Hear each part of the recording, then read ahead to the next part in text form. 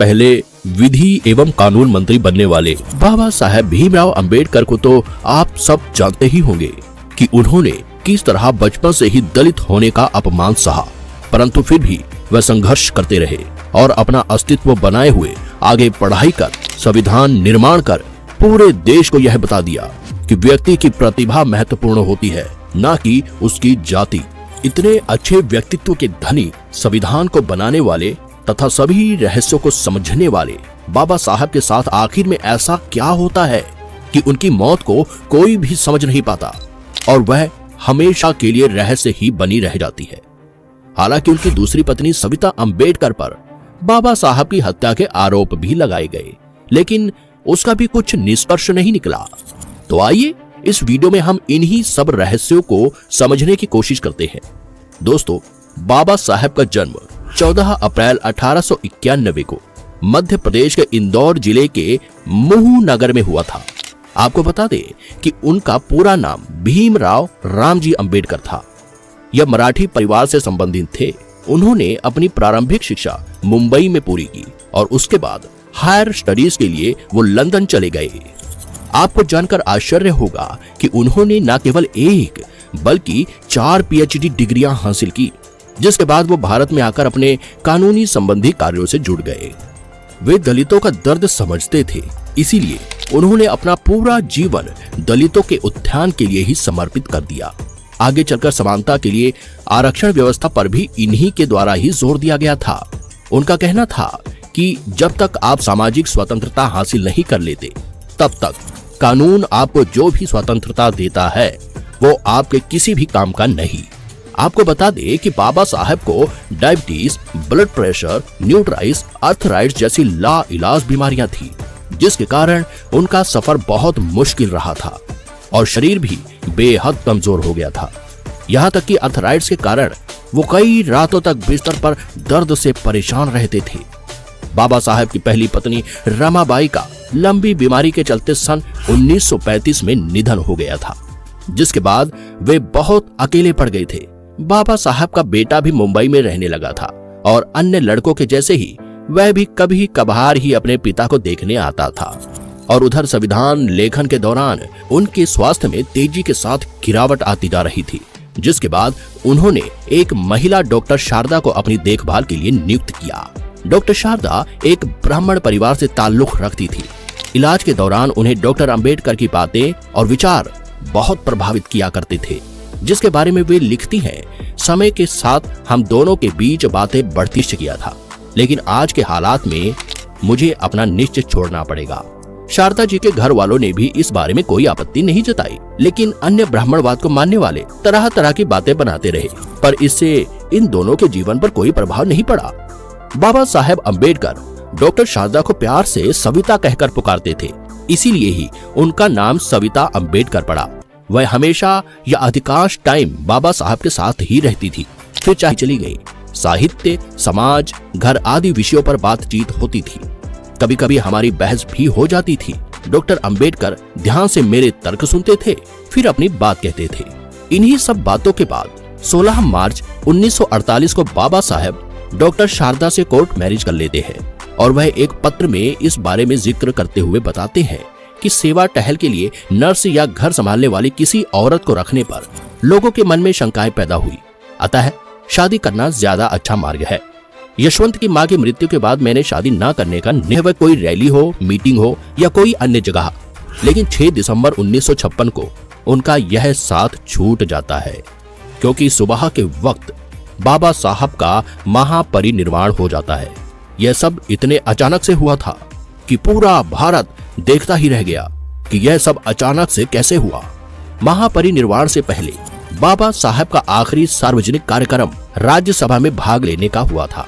फिर नवंबर के आखिरी 3 हफ्तों के दौरान वे दिल्ली से बाहर रहे थे।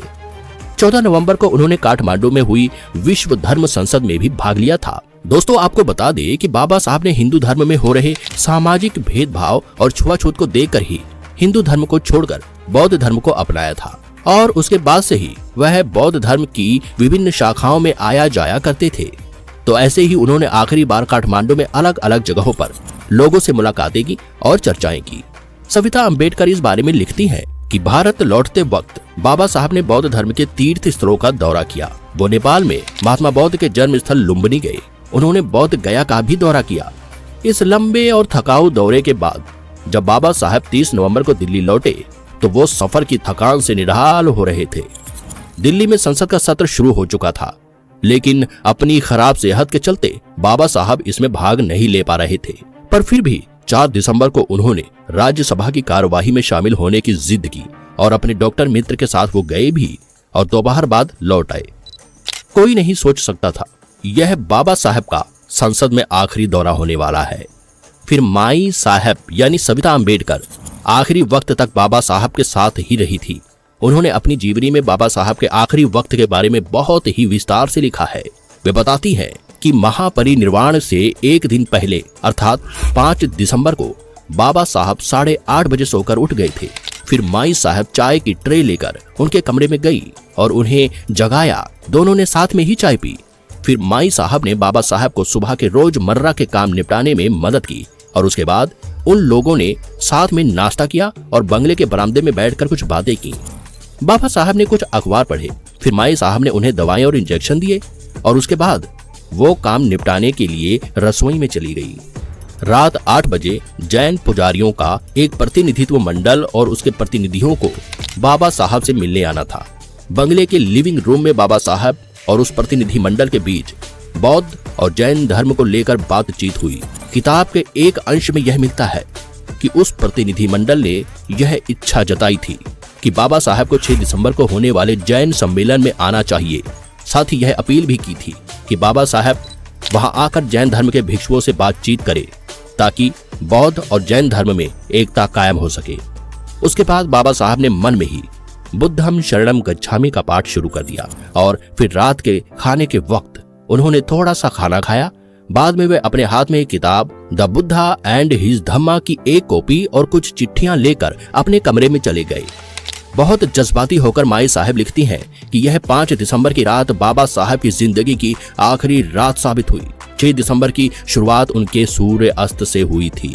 6 दिसंबर 1956 को माई साहब रोज की तरह सुबह उठी। चाय बनाने के बाद वो ट्रे लेकर बाबा साहब को जगाने उनके कमरे में गई। उस वक्त सुबह के 7:30 बज रहे थे। माई साहब आगे लिखती हैं कि जैसे ही मैं कमरे में दाखिल हुई मैंने देखा कि बाबा साहब का एक पैर तकिए पर पड़ा था। मैंने बाबा साहब को 2 या 3 बार आवाज दी, लेकिन उनके बदन में कोई हरकत नहीं हुई। मैंने सोचा कि वो गहरी नींद में सो रहे हैं, तो मैंने उन्हें हिलाया और जगाने की कोशिश की और अब तक माई साहब को समझ में आ चुका था कि बाबा साहब का महापरिनिर्वाण हो चुका है। जिसके बाद वह रोने लगी और रोते रोते ही उन्होंने अन्य सहयोगियों को फोन लगाया। फिर बाबा साहब के पार्थिव शरीर को मुंबई ले जाया गया, जहां पर पूरी मुंबई बाबा साहब के अंतिम संस्कार की गवाह बनी। दोस्तों, ये सब बातें तो माई साहब की जीवनी से पता चली है, लेकिन जैसे सिक्के के 2 पहलू हुआ करते हैं वैसे ही हर बात को लेकर 2 पक्ष भी हुआ करते हैं। बाबा साहब की अचानक से इस तरह मृत्यु होने के कारण माई साहब के अनुसार तो बीमारी ही है, लेकिन बाबा साहब को चाहने वाले कुछ लोग ऐसे भी हैं जो कि यह कहा करते हैं कि बाबा साहब को उनकी पत्नी सविता अम्बेडकर ने ही मारा है। हालांकि इसके पीछे यह तथ्य सामने आता है कि माई साहब को पसंद नहीं था कि बाबा साहब ज्यादा लोगों से मिले, इसीलिए वह बड़े ही गिने चुने लोगों से बाबा साहब को मिलने दिया करती थी, वह भी बहुत कम समय के लिए। तो ऐसे बाबा साहब से ना मिलने वाले लोगों का एक समूह माई साहब के प्रति द्वेष की भावना रखने लगा था और इसका ही परिणाम निकला कि बाबा साहब की अचानक मृत्यु होने पर वे सभी लोग माई साहब को ही इन सब का